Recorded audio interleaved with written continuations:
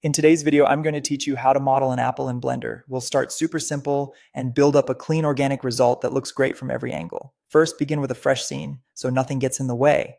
Press A to select everything in the viewport, then press Delete to clear the slate. Now let's add our base shape. Press Shift plus A, go to Mesh and choose UV Sphere. This gives us an even, round starting point that's perfect for an apple. Switch into edit mode by pressing Tab. We want that classic apple silhouette, so select the top and bottom vertices of the sphere.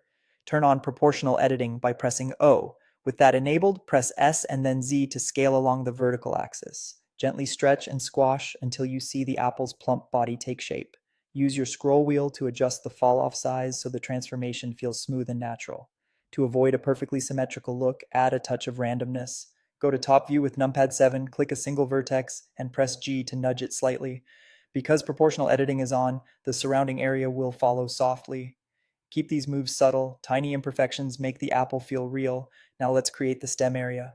Press Shift plus A and add a cylinder. Scale it down so it's narrow and move it to the top of the apple. Use S and Z again to elongate it slightly and match the proportions you like. Position it so it looks like it's emerging naturally from the top indentation. To refine control over the curves, use Loop Cut with Ctrl plus R.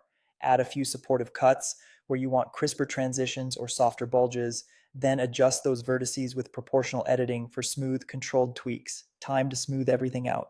Right-click the apple and choose Shade Smooth, then add a subdivision surface modifier to polish the silhouette further. This increases the mesh's apparent resolution and removes any remaining faceting. For color, create a new material and use the principled BSDF shader. Set a base tone that leans toward warm apple hues. To bring it to life, switch to texture paint mode and with a soft brush, paint gentle red variations across the surface. Keep the pressure light and build up layers for a natural, patchy ripeness.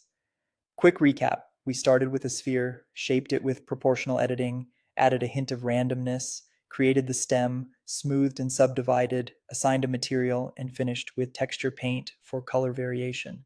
And that's it. If you found this tutorial helpful, don't forget to like this video and subscribe to my channel for more Blender tips and tutorials.